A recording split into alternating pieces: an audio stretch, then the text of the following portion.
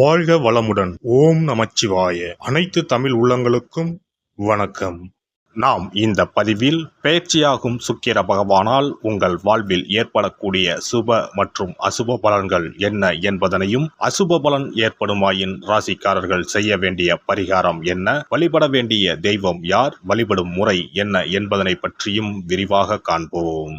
நடக்கப் போகும் இந்த பெயர்ச்சியால் உங்கள் வாழ்வில் வளமும் நலமும் செல்வ செழிப்பும் பெற்று வாழ்வின் உயரிய நிலையை அடைய எல்லாம் வல்ல எம்பெருமானை வேண்டி விரும்பி கேட்டுக்கொள்கிறேன்.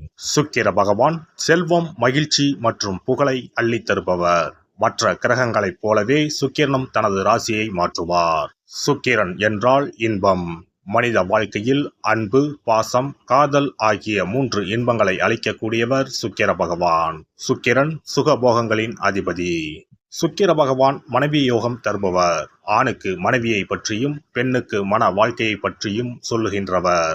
ஆகையால் சுக்கிர பகவான் நமது ஜாதக கட்டத்தில் நல்ல யோக அம்சத்துடன் இருப்பது அவசியம். இவருடைய தசா காலமான 20 வருடங்களில் மிகப்பெரிய ராஜயோக பலன்கள் உண்டாகும். இந்த சுக்கிர பெயர்ச்சியால் யாருக்கெல்லாம் சுக்கிர திசை அடிக்கப் போகிறது என்று பார்க்கலாம். வருகிற ஆகஸ்ட் மாதம் 26ஆம் தேதி சுக்கிர பகவான் பெயர்ச்சி அடையப் போகிறார். அடுத்த மாதம் செப்டம்பர் 20ஆம் தேதி வரை 26 நாட்கள் இந்த பயணம் தொடரும். இந்த சுக்கிர பெயர்ச்சியானது ஒரு சில ராசிக்காரர்களின் வாழ்வை புரட்டி போடப் போகிறது.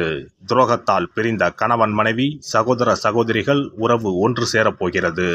நட்பு என்னும் நஞ்சால் உங்கள் உறவை பிரித்த துரோகியை இனம் கண்டு உண்மையான உறவு யார் என்பதனை அறிந்து கொள்வீர்கள்.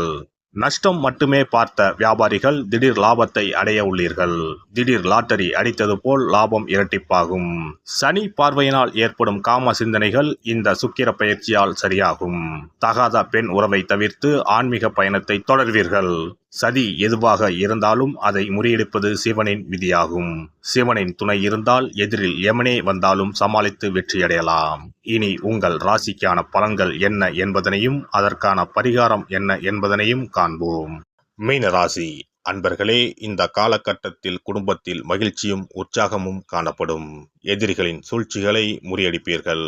வெளிவட்டாரத்தில் செல்வாக்கு அதிகரிக்கும். உறவினர்கள் நண்பர்களும் உதவியாக இருப்பார்கள். கணவன் மனைவிக்கு இடையே அந்யோன்யம் அதிகரிக்கும். சிறு சிறு கருத்து வேறுபாடுகள் ஏற்படக்கூடும் என்றாலும் பாதிப்பு எதுவும் இருக்காது. வளைகாப்பு போன்ற சுப நிகழ்ச்சிகளால் வீட்டில் மகிழ்ச்சி நிலவும். சிலருக்கு குழந்தை பாக்கியம் உண்டாகும். உறவினர்கள் வகையில் சிறு சிறு பிரச்சனைகள் ஏற்பட சாத்தியம் உள்ளதால் பொறுமையுடன் இருப்பது அவசியம். புதிய ஆடை ஆபரணங்கள் வாங்கி மகிழ்வீர்கள். குடும்பத்துடன் வெளியிடங்களுக்கு சென்று வருவீர்கள். விருந்து விசேஷங்களில் கலந்து கொள்ளும் வாய்ப்புகள் உண்டு. எதிரிகளால் பிரச்சனைகளும் கடன் தொல்லைகளும் ஏற்படக்கூடும். ஆனாலும் சமாளித்து விடுவீர்கள். ஆன்மீகத்தில் நாட்டம் அதிகரிக்கும். சிலருக்கு வெளியூர் வெளிமாநில புண்ணிய ஸ்தலங்களுக்கு சென்று வரும் வாய்ப்பு உண்டாகும். குடும்ப பெரியவர்களின் அறிவுரையின்படி நடந்து கொண்டு அவர்களின் ஆதரவை பெறுவீர்கள். அலுவலகத்தில் சக ஊழியர்களிடம் செல்வாக்கு அதிகரிக்கும். பணிகளில் அவர்களின் ஒத்துழைப்பும் கிடைக்கும். நீண்ட நாட்களாக எதிர்பார்த்த பதவி உயர்வு, சம்பள உயர்வு போன்ற சலுகைகள் கிடைக்கும். மேல் அதிகாரிகளின் அன்பும் ஆதரவும் உங்களை உற்சாகப்படுத்தும். தொழில் வியாபாரத்தில் எதிர்பார்த்த லாபம் கிடைக்கும். எதிரிகளால் ஏற்பட்ட பிரச்சனைகள் நீங்கும். புதிய முயற்சிகள் வெற்றி தரும்.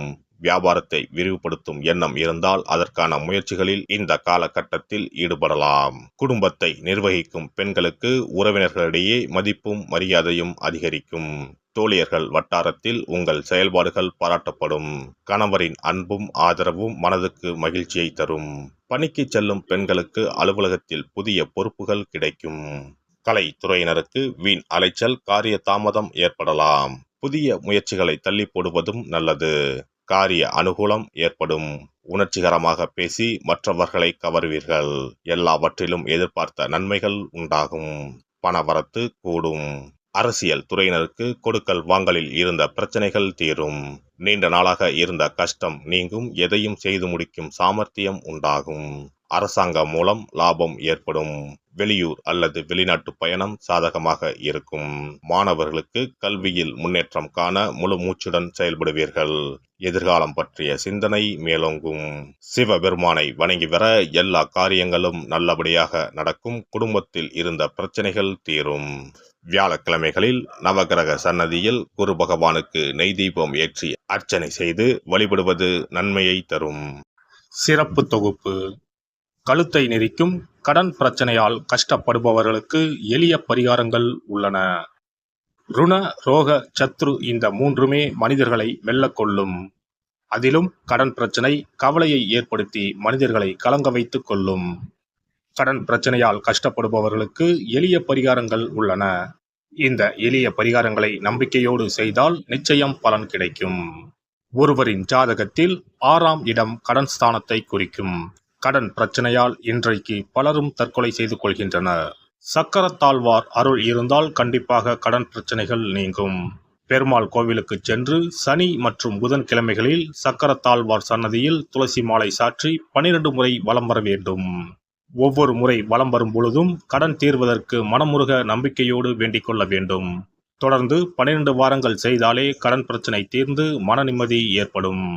மேசராசியில் பிறந்தவர்கள் தயிரை கொண்டு இனிப்பு பலகாரம் செய்து ஒவ்வொரு வெள்ளிக்கிழமையும் மாலை வேளையில் பசுவுக்கு கொடுத்து வர கடன் பிரச்சனைகள் தீரும். விருச்சிக ராசியில் பிறந்தவர்கள் ஞாயிற்றுக்கிழமை அன்று லட்சுமி நரசிம்மருக்கு காய்ச்சிய பசும்பால் அல்லது பானகத்தை பிரசாதமாக வைக்க வேண்டும். 48 நாட்கள் இந்த பூஜையை செய்தால் கடன் தொல்லையில் இருந்து விடுபடலாம். ரிஷபராசியில் பிறந்தவர்கள் ஜவ்வரிசி கொண்டு இனிப்பு தயாரித்து அதை வெள்ளிக்கிழமை என்று பசுவிற்கு மாலை வேளையில் கொடுத்து வர கடன்கள் அடைந்து சுகம் பெறலாம். துலாம் ராசிக்காரர்கள் பசும்பாலை சுக்கிர ஓலையில் வில்வ மரத்திற்கு ஊற்றவும்.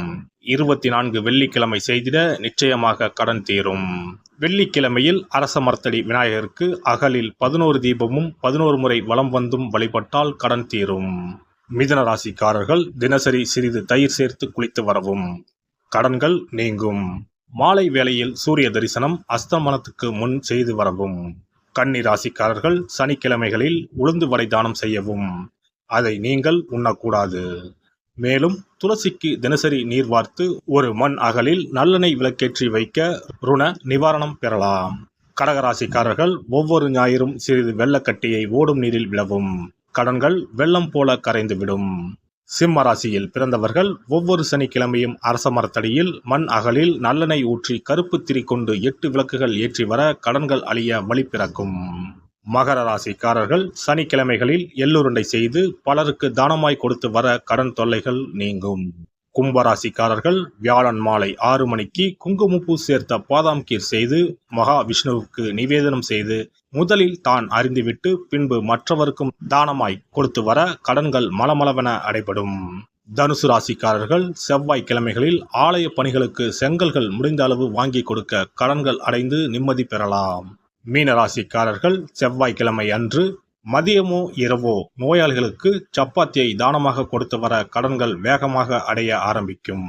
குறைந்தது 9 சப்பாத்திகள் கொடுப்பது நல்லது. செவ்வாய் பகவானை மனதார நினைத்துக் கொள்வது நலம் தரும். பௌர்ணமி நாளில் குலதெய்வத்திற்கு படையலிட்டு வழிபடுவது சிறப்பு. குலதெய்வ படம் இல்லாதவர்களும் குலதெய்வம் பற்றி தெரியாதவர்களும் 5 முக குத்து விளக்கை பூஜை அறையில் ஏற்றி வைத்து படையல் போட்டு கற்பூர ஆரத்தி காட்டி கடன் பிரச்சனை நீங்க மனதார வேண்டிக் கொள்ளலாம். இவ்வாறாக 9 பௌர்ணமிகள் விடாமல் இந்த பரிகாரம் செய்ய கடன் தொல்லைகள் எளிதாக தீர்ந்துவிடும். கடன் தீர்வதற்கான வழிகளும் கிடைக்கும். இந்த பரிகாரத்தை அனைத்து ராசிக்காரர்களும் செய்யலாம். எல்லாம் வல்ல இறையருளால் நீங்களும் உங்கள் அன்பு குடும்பமும் உடல் நலம், நீலாயுள், நிறை செல்வம், உயர் புகழ், மெய்ஞானம் ஓங்கி வாழ்க வளமுடன். இந்த வீடியோ பதிவு உங்களுக்கு பிடித்திருந்தால் லைக் பண்ணுங்க, கமெண்ட் பண்ணுங்க, ஷேர் பண்ணுங்க, மறக்காம சப்ஸ்கிரைப் பண்ணுங்க, பக்கத்துல இருக்கிற பெல் பட்டனை கிளிக் பண்ணுங்க. நன்றி, வணக்கம். ஓம் நமச்சிவாய. சிவாய நம.